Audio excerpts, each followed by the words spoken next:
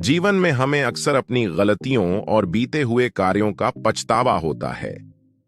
हम खुद को सोचते हैं कि क्या होता अगर हमने वह कार्य नहीं किया होता या उस गलती को सुधार दिया होता।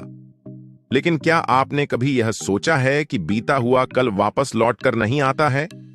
यहां हम एक छोटी लेकिन गहराई से सोचने वाली महात्मा बुद्ध की इस कहानी के माध्यम से देखेंगे कि हमें अपनी भूलों को भूलकर आगे बढ़ना चाहिए।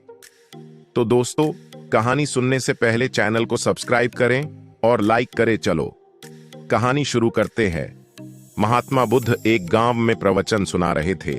उन्होंने पास हुए लोगों के समीप अपनी मधुर वाणी से सभी को संबोधित करते हुए बताया कि हर किसी मनुष्य को धरती मां की तरह सहनशील तथा क्षमाशील होना चाहिए।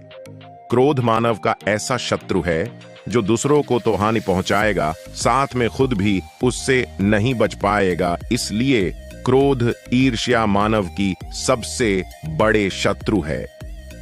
सभा में सभी लोग शांति से उनकी बात को ध्यानपूर्वक सुन रहे थे। तभी वहां उस सभा में एक अति क्रोधी व्यक्ति भी उपस्थित था। वह पहले तो उनकी बात सुनता रहा, फिर वह अचानक महात्मा जी से क्रोधित होकर बोला।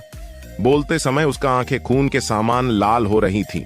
उसने बोला कि तुम ढोंगी हो, यहां बैठकर लोगों को बेवकूफ बना रहे हो। ये जो भी तुम कुछ कह रहे हो ना, इसको सचमुच करना बहुत मुश्किल है, समझे? तुम्हारी इन बातों का कोई मतलब नहीं है। ये सब बातें कोई मायने नहीं रखती। असल जिंदगी में कहानी सुनाना बंद करो धूर्त महात्मा, और जहां से आए हो वहीं चले जाओ। ऐसे कठोर वचन सुनकर भी महात्मा जी ने उस क्रोधी पुरुष का कोई विरोध नहीं किया और न ही उसकी बातों पर कोई भी प्रतिक्रिया दी। वह शांत रहे और अपना काम करते रहे, जिससे वह पुरुष और भी क्रोधित हो गया। उसकी समझ नहीं आया वह क्या करे। तब उस पुरुष ने महात्मा जी के मुंह पर थूक कर चला गया। अगले दिन जब उस व्यक्ति का क्रोध शांत हुआ और उसे अपनी गलती का पछतावा हुआ, तब वह आत्मग्लानि में जलने लगा और फिर उसने सोचा कि उस महात्मा से मुझे माफी मांगनी चाहिए। वह महात्मा जी की खोज में उसी स्थान पर गया जहां महात्मा जी कल प्रवचन दे रहे थे। लेकिन महात्मा जी वहां कहां मिलने वाले थे। वह तो अपने शिष्यों के साथ अन्य किसी गांव की यात्रा पर निकल पड़े। वह पुरुष सब लोगों से महात्मा जी के बारे में पूछता उस स्थान पर पहुंच गया जहां की महात्मा जी प्रवचन कर रहे थे। तब उस पुरुष को महात्मा जी के शिष्यों ने उसे उनके पास जाने से रोका।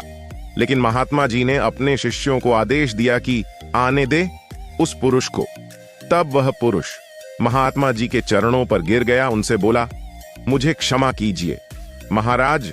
उसने महात्मा जी से पूछा, क्या आप भूल गए हो कि मैं वही जिसने कल आपका इतना अपमान किया था? मैं अपने दुष्ट कृत्य की आपसे माफी मांगता हूं। तब महात्मा जी ने बड़े शालीनता से उस पुरुष से बोले कि कौन सी बात?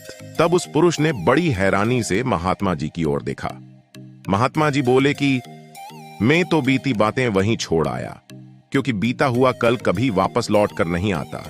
इसलिए बीती हुए बातों की वजह से आज और अपना आने वाला कल नहीं बिगड़ना चाहिए। जो हो गया सो हो गया। तुम्हें अपनी भूल का एहसास हुआ, यही सबसे बड़ी बात है।